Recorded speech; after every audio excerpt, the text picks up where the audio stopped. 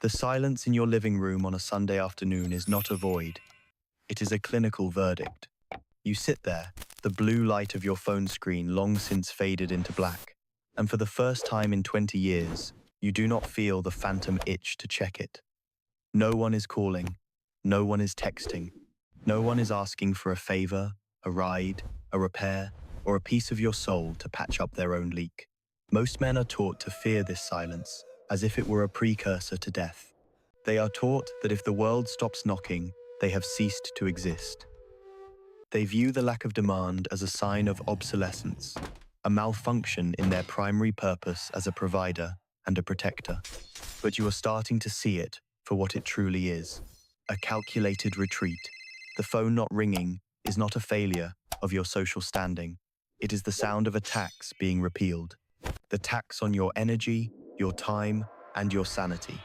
You have spent 4 decades trying to earn a seat at a table where the only thing on the menu was your own exhaustion. And today, quite quietly, you decided you were no longer hungry. This is not the silence of the defeated. This is the silence of the sovereign. It is the moment the machine stops running, not because it is broken, but because the operator has finally walked away from the controls. Why does this silence feel so heavy yet so strangely light at the same time? It is because you are finally shedding the skin of the utility machine. For your entire adult life, your value was tied to what you could do, what you could provide, and what you could endure for the benefit of others.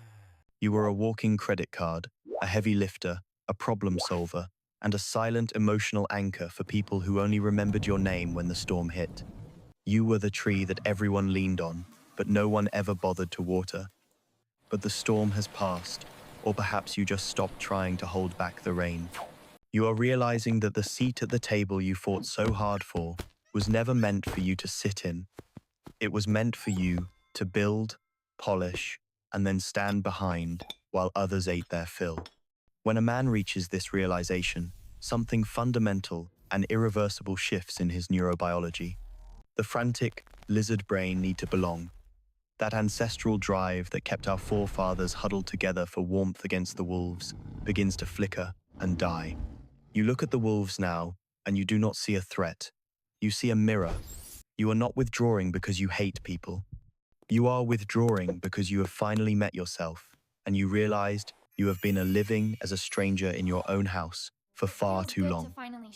This silence is the first honest conversation you have had in years. It is cold. It is clinical.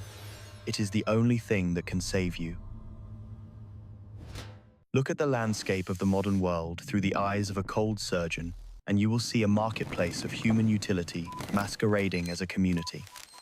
At 40 years old, the filters of youth are gone. The romantic illusions have been stripped away by the friction of reality. You see the mechanics of the game, and you realize the house always wins.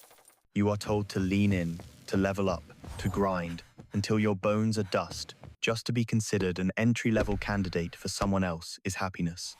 You are told that your loneliness is a flaw in your character, a bug in your software that needs to be patched with more consumption, more status, and more performance. But what if the loneliness is not a bug? What if it is a feature? What if your mind is finally telling you that the return on investment on your effort has hit rock bottom? We see the comments every day from men who feel like the ruins of a civilization that no longer exists. They say they feel invisible. They say they are tired of being the only ones putting in the work. They are right. But they are looking at it through the lens of a victim instead of the lens of an architect.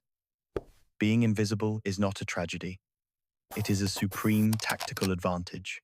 When you are invisible, you are no longer a target for the parasitic demands of the mediocre. When you are invisible, you are no longer a resource to be mined by those who view your empathy as a weakness.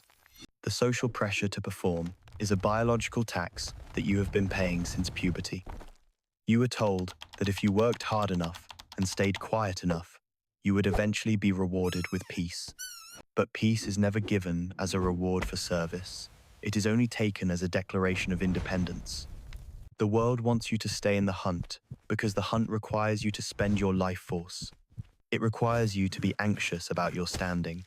It requires you to be hungry for validation from people you do not even respect. When you decide to stop hunting, the entire system loses its grip on your throat. You are not broken. The world around you is a high-performance engine that has forgotten it needs oil. It just wants more fuel, and you have decided to stop being the gasoline. You look at the digital landscape, the endless swiping, the performative joy, the constant demand for you to prove your worthiness, and you feel a profound sense of boredom. This boredom is the beginning of true wisdom. It is the moment the illusion of the table falls away, and you see that there is no table. There is only a line of people waiting to tell you that you are not doing enough. The calculated retreat is the act of stepping out of that line. It is the realization that the only person you have been failing is the man you see in the mirror every morning. Underneath this social fatigue lies a deep subconscious mechanism that we in the lab call the utility strike. Your brain is a highly efficient energy management system designed over millions of years to ensure the survival of the organism. For years, your prefrontal cortex has been overriding your primal needs in order to satisfy the complex social demands of a world that views you as a tool. You have been running on an allostatic load that would crush a lesser animal. You have been told to man up, to keep going, to ignore the growing hollowness in your chest. But the subconscious cannot be lied to forever. It knows when the game is rigged. It knows when the rewards being offered, a few crumbs of validation, or a fleeting sense of belonging, are no longer worth the staggering biological cost of the pursuit. So, the brain goes on strike. It cuts off the supply of dopamine for social interactions. It makes the thought of another hollow date or another soul-sucking networking event feel like a physical chore. This is not depression in the clinical sense. This is an internal audit.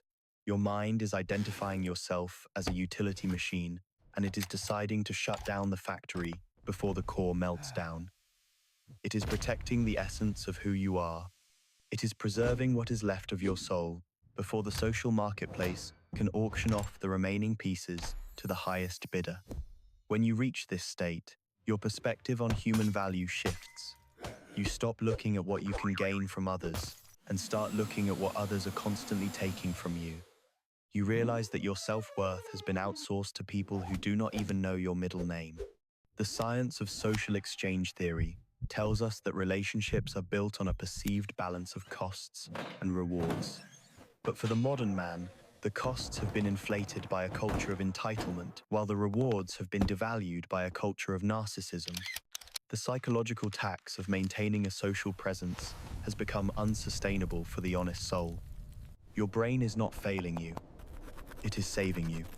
It is creating a fortress of solitude because that is the only place where the noise of expectation cannot reach. This disconnect is a form of awakening. It is the moment you stop being a cog and start being the machine. You are no longer interested in being the most useful person in the room. You are interested in being the most honest person in the mirror.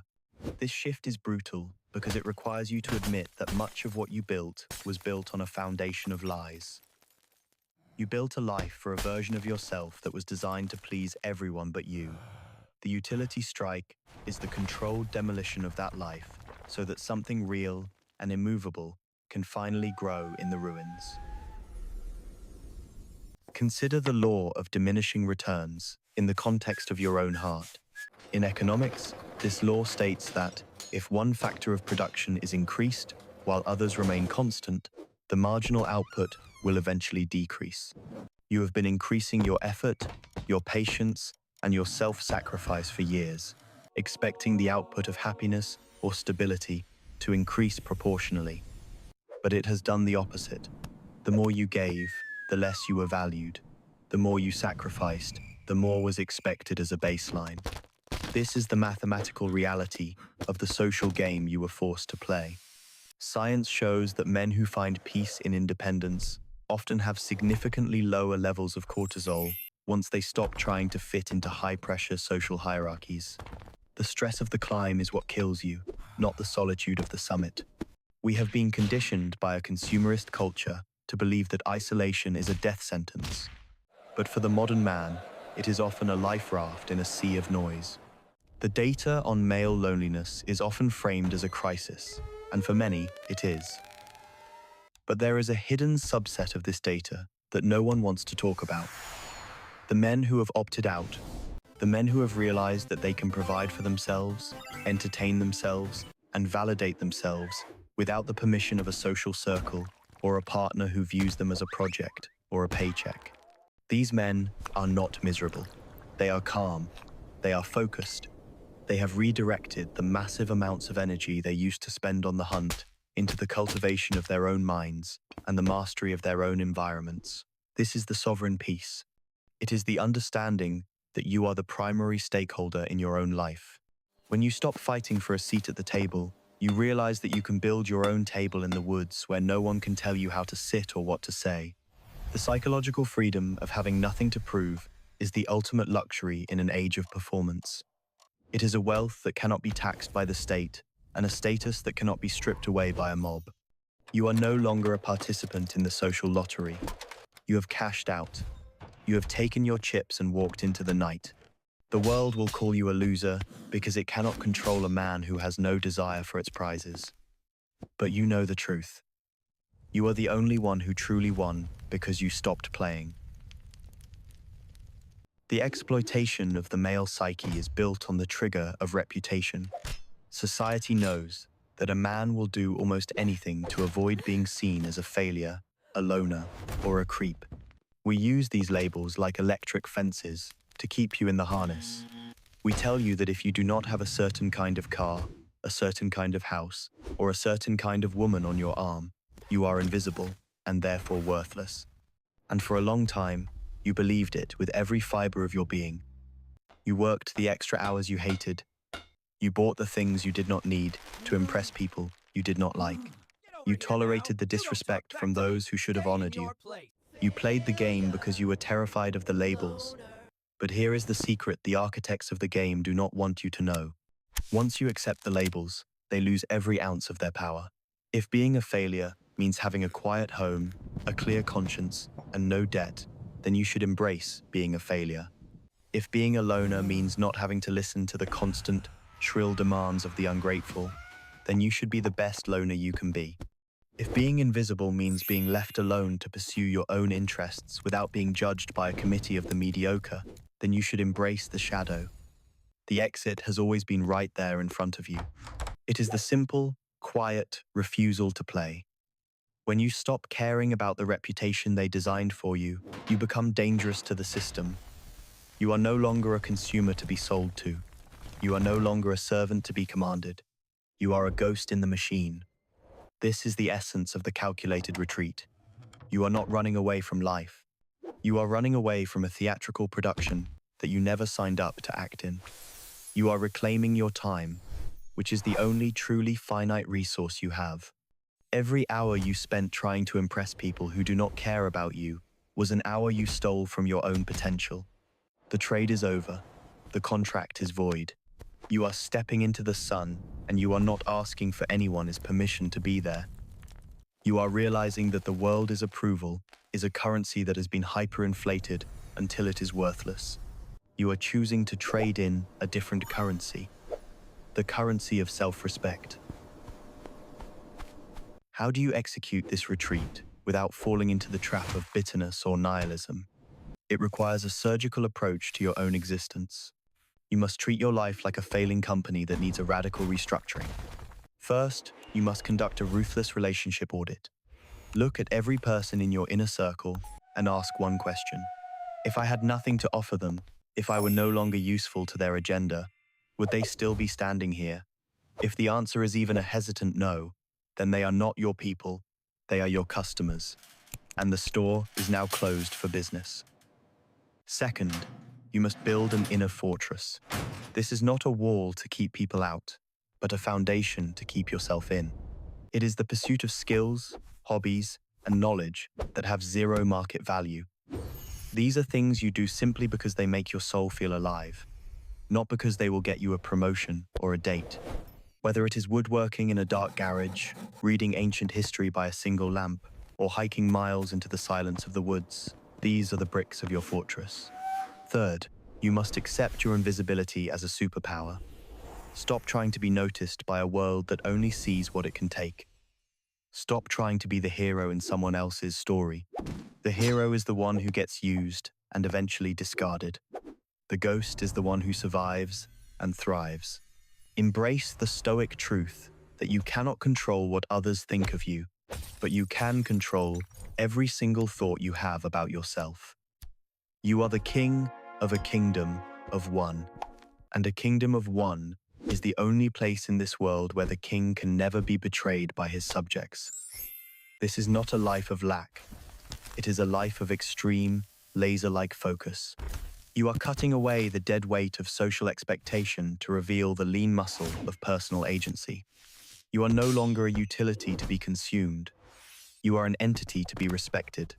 You are no longer a means to an end for someone else's vision. You are the beginning and the end of your own purpose. The world will keep spinning in its chaotic, greedy circle. The table will stay crowded with people fighting for scraps of attention, but you will be elsewhere. You will be in the quiet places, the deep places, the places where a man can finally hear his own heart beating without the deafening background noise of the world as demands. There was a man who spent 50 years building a mountain of achievements just so people would be forced to look up at him.